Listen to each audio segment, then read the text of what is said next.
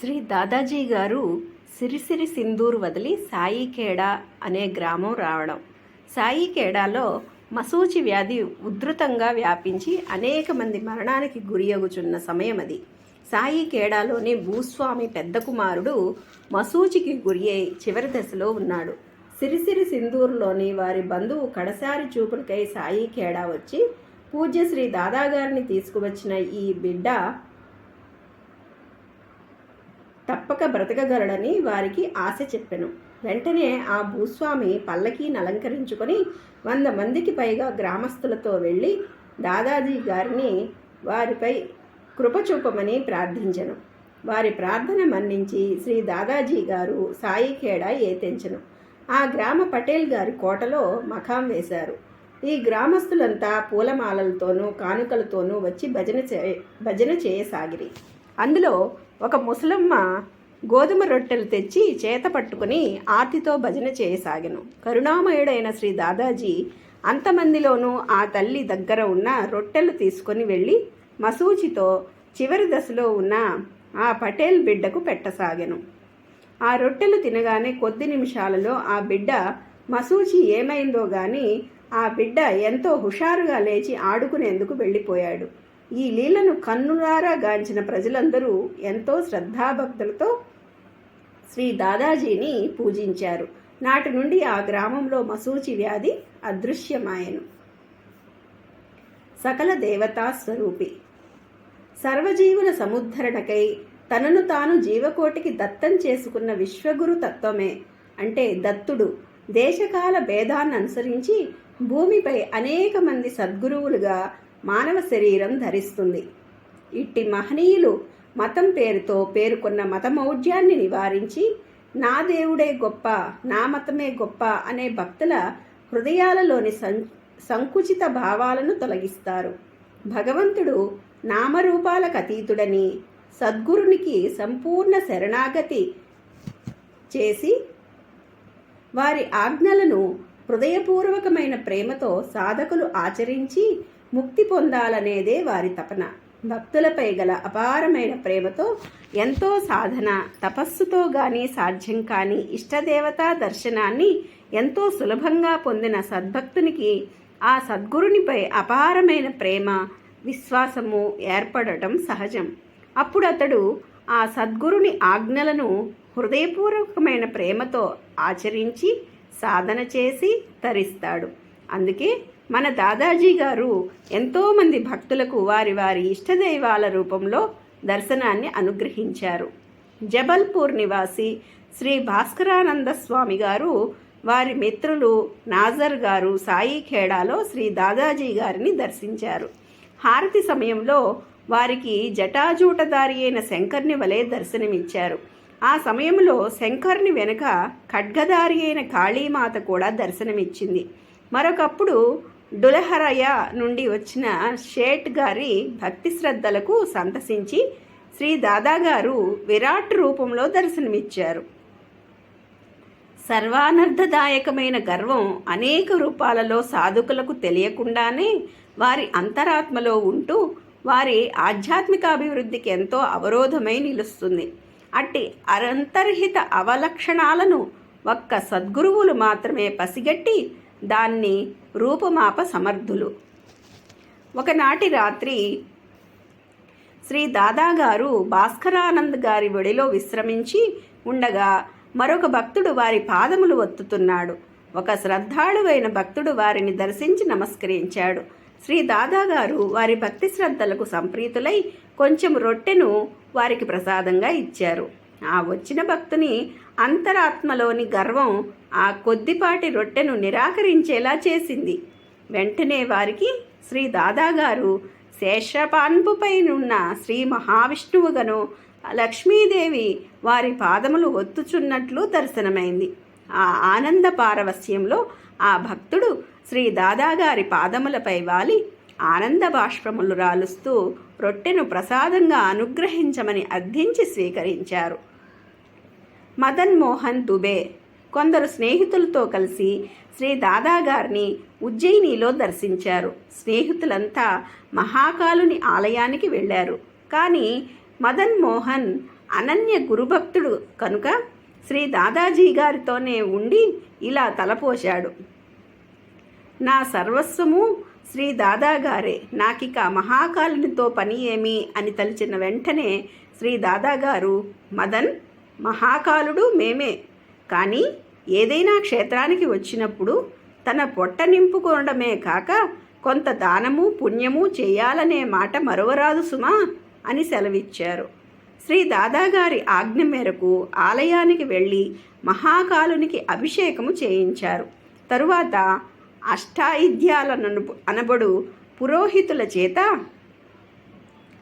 వేద పండితుల సమక్షంలో వేదోక్తంగా శ్రీ దాదాగారికి అభిషేకము పూజలు జరిపించారు.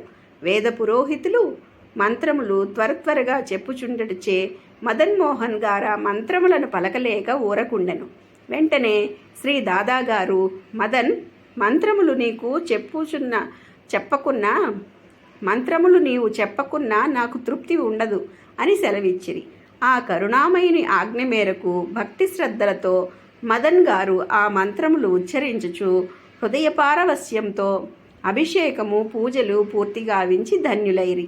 అందుకే ఈ దత్తావతారములందరూ మధ్యవర్తుల ప్రమేయం లేకుండా సామూహిక ఆరతి ప్రోత్సహించారు. నేటికి షిరిడీలో మంత్రాలన్నీ పురోహితులు చెబుతుంటే పూర్తిగా భక్తులు కూడా చెబుతూ పూజ చేసుకునే ఏర్పాటు చేశారు. అన్ని మందిరాలలోనూ అలాంటి పద్ధతే ఉంటే కులి పూజల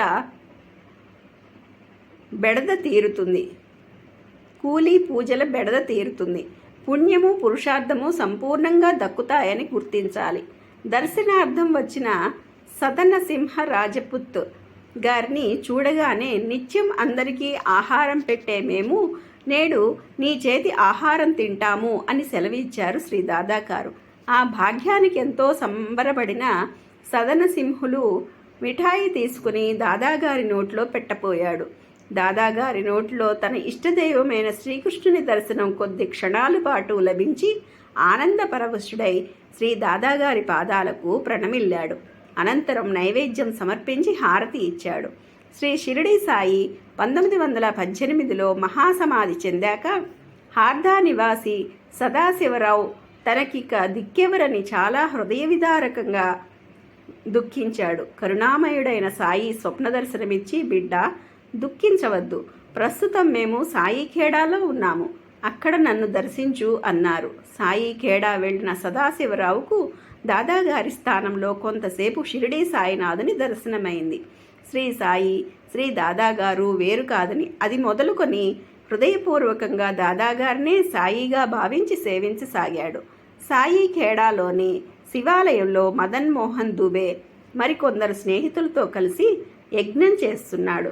పరమదయానిధి అయిన శ్రీ దాదాగారు దివ్య ప్రకాశ రూపంలో దర్శనమిచ్చి తన మామూలు గొంతుతో ఇచ్చటేమి చేస్తున్నారని అడిగారు.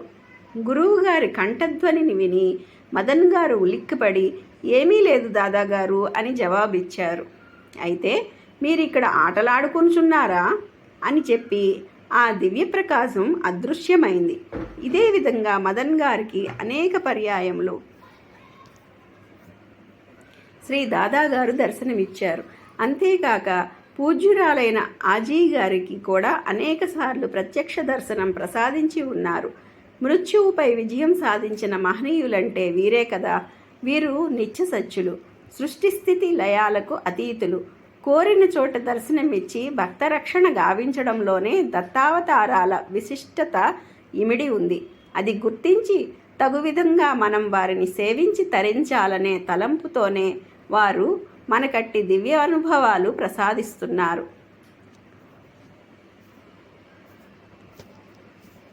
హోషంగాబాద్ నివాసి పండిత రామకృష్ణ తన మిత్రుడు మురళీధర్తో కలిసి ఈశ్వరాన్వేషణకై అమరకంఠ వెళ్ళి సాధన చేయసాగారు.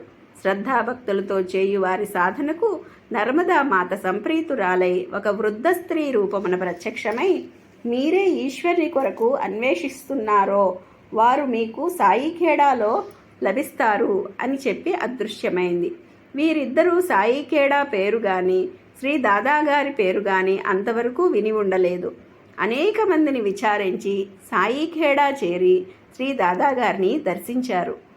ఆ సమయంలో ఒక అందమైన వేశ్య తన మధురగానంతో శ్రీ దాదాగారి సన్నిధిలో శంకర భజన చేస్తున్నది. శ్రీ దాదాగారు ఆటపాటలకు అనుగుణంగా ఊగుతూ అశ్లీలమైన పదజాలంతోనూ వేళ్ల సైగలతోనూ సంభోగావస్థను వర్ణించారు. ఆ వర్ణనలోని మాహాత్మ్యమేమో గాని వీరిద్దరి మనస్సులు మాత్రం పరమాత్మతత్వ జిజ్ఞాసతో మైమరిచిపోయాయి.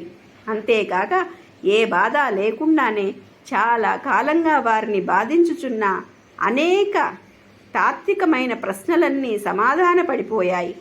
ఈ మిత్రులిద్దరూ ఈ విధంగా ఆనంద పారవశ్యంలో ఉండగా వారికి శ్రీ దాదాగారి తలపై చంద్రవంక, ముఖాన పాలనేత్రము దర్శనమైంది. ఆనందోద్వేగములతో మిత్రులిద్దరూ శ్రీ దాదాగారి పాదములకు ప్రణమిల్లారు. వీరిద్దరూ తమ శేష జీవితాన్ని శ్రీ దాదాగారి సేవలో గడిపి శ్రీ దాదాగారితో ఐక్యమయ్యారు. తాను శంకరుడనని శ్రీ దాదాగారు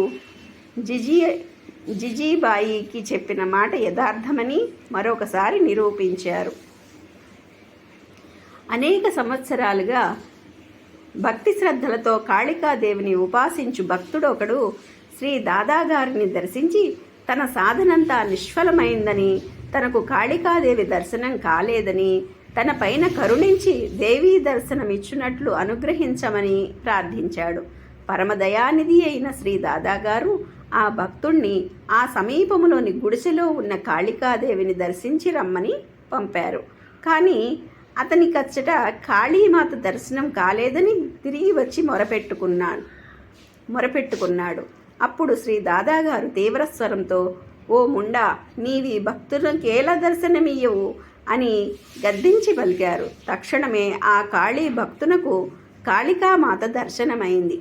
శ్రీ దాదాగారి దయవల్ల అనేక సంవత్సరములుగా తాను చేసిన సాధనలన్నీ నాడు ఫలించనని ఆ భక్తుడు ఎంతో హృదయపూర్వకమైన భక్తి ప్రేమలతో శ్రీ దాదాగారి పాదములపై శిరస్సు నుంచి నమస్కరించాడు.